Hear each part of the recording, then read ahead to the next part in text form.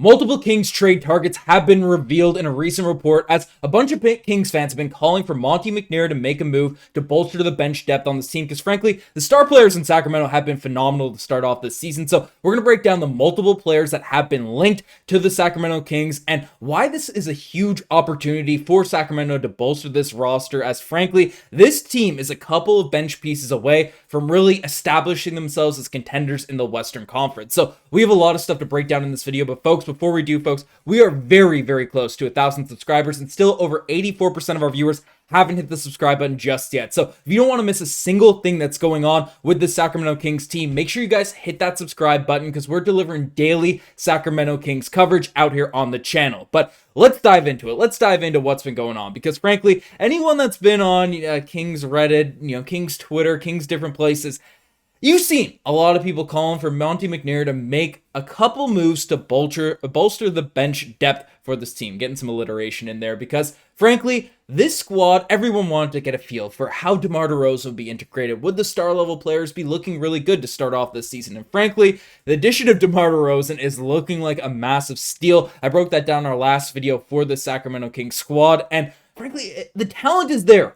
Keegan Murray's taken a step up. We know how good De'Aaron Fox is. Sabonis has been a beast for years. And adding DeMar DeRozan into that mix alongside Keon Ellis actually being in the rotation consistently now at this point, and obviously when Kevin Huerter's healthy, things are rocking. The top six out there on this Kings team is looking very, very solid. And then you also, Malik Monk, talk seven, because Malik Monk is one of the best off the bench players in the entire NBA. So there's a top tier of this team that is very, very, formidable out there in the Western Conference. But right now, the one piece, the one area that does need to be adjusted, does need to be beefed up out here for Sacramento is the size, is the backup bigs. Because Trey Lyles right now for this roster, I mean, we could take a look at the actual full kind of depth chart, right? Like Trey Lyles is the guy that's supposed to be reliable big off the bench for this team, and he's not a center, and defensively, he's been a step slow since returning from injury. Again, had a long summer playing in the Olympics, doing different things, and dealt with some injuries coming into the season, so I'm hopeful that he's able to round back into form as the season goes along. Again, I'm a fan of Trey Lyles. I don't think he's a guy you should give up on right away, but certainly there needs to be someone that can give Domantas Sabonis a rest that's beyond Alex Len. Again, Len is a big body. He probably should be in the rotation right now for this Kings team because there's no other options out there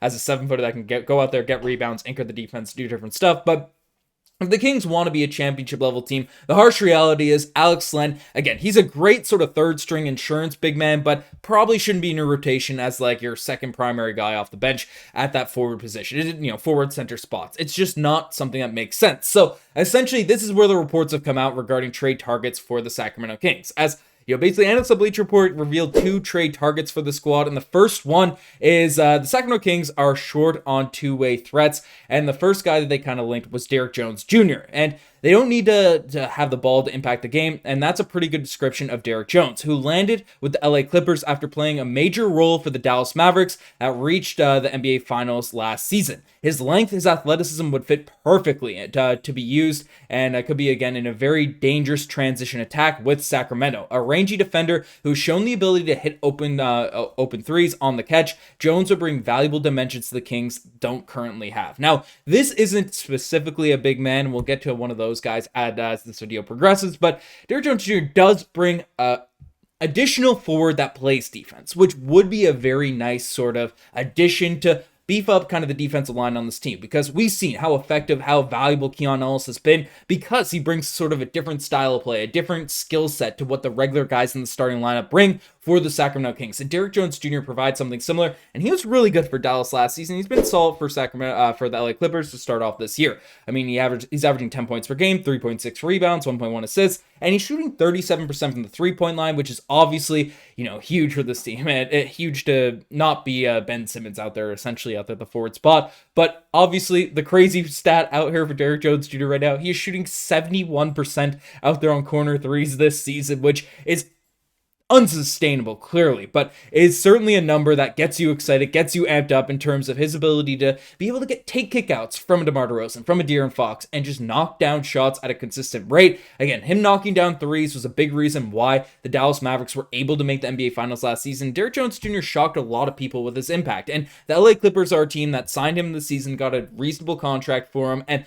we're not sure what's going to happen to the LA Clippers. Kawhi Leonard's not playing. They've had a solid start to the season. Norman Powell's been great. There's been a lot of guys overperforming down there for the LA Clippers, but frankly, I'm not high on the LA Clippers. The Western Conference is so beefed up. It's so loaded right now that I just don't see talent level without Kawhi Leonard, relying on James Harden full time at 100 years old he is. Maybe that's certainly an exaggeration. I don't know how old James Harden is off the top of my head, but it feels like he's been in the league forever, right? Having him as your sort of 1A out there in your squad for an entire regular season just doesn't seem like a roster that can really contend and stay upper echelon out there in the Western Conference. So frankly, I wouldn't be shocked if they're trying to trade away some of those role pieces, some of those role guys in order to, accumulate some younger prospects, some younger players. Now, they don't have their draft pick this season, so that's something that might make it tough to facilitate a trade, but there's one target that is certainly very realistic for Sacramento in terms of a trade, and that is Larry Nance. As Larry Nance is a guy that is linked in this report as well, Larry Nance Jr., and it's an easy get who doesn't seem to be ticketed for much of a role with the Atlanta Hawks behind Clint Capella, Onyeka Okongwu, and Nance could do a decent job as a backup for Domantas Sabonis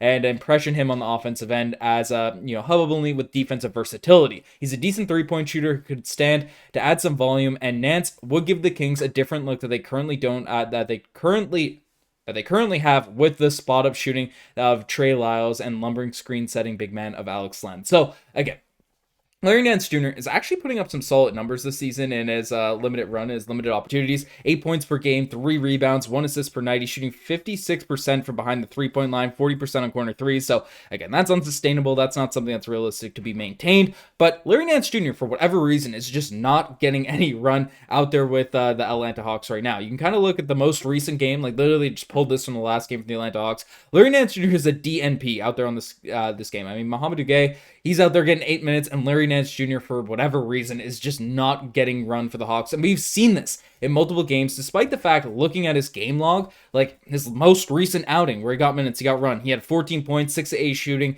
2 or 3 from the three-point line, got 6 rebounds, did his thing out there for the Hawks in a win as well against the New Orleans Pelicans. I mean, earlier on in the season, played the Washington Wizards. He had 15 points in that game, and then the other ones only played 7 and 8 minutes. So you're not going to really do too much out there with that limited run. So again, he's a guy that's still very formidable out there in the NBA, and just adds that extra layer of NBA caliber depth to this Kings squad. And the fact that he is getting no minutes out there on any given night for the Atlanta Hawks screams to me, especially where he's a little bit more of an expensive contract, for a deep bench role player, that he could be gotten for very, very cheap from Atlanta. So again, looking at the contracts, you could mix in a couple guys. Again, so some people are excited for Orlando Robinson to return, so maybe you wait on him before you hold out a trade. But a couple guys out there on the deep bench to facilitate a trade with the Atlanta Hawks to just bring in Larry Nance. I'm sure Larry Nance would welcome, a new change of scenery, welcome joining the Sacramento Kings to back up Domantas Sabonis, back up this roster, and actually get some run out there in the front court. Because frankly, this is the type of player that you need. A shot blocking kind of big man. Yes, he's a little bit undersized, right? Looking at his height and stuff,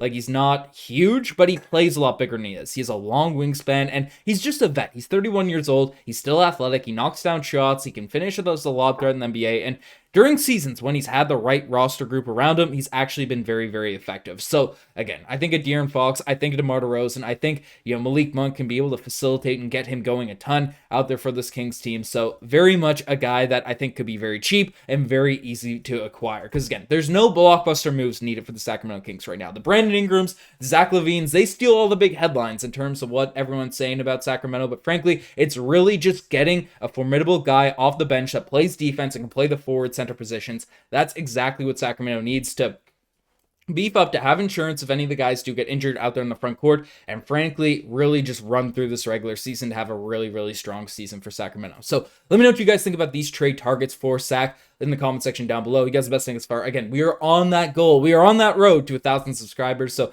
if you're a part of that 84%, definitely hit that subscribe button. Anyways, you guys are the best. I'm signing out. Cheers.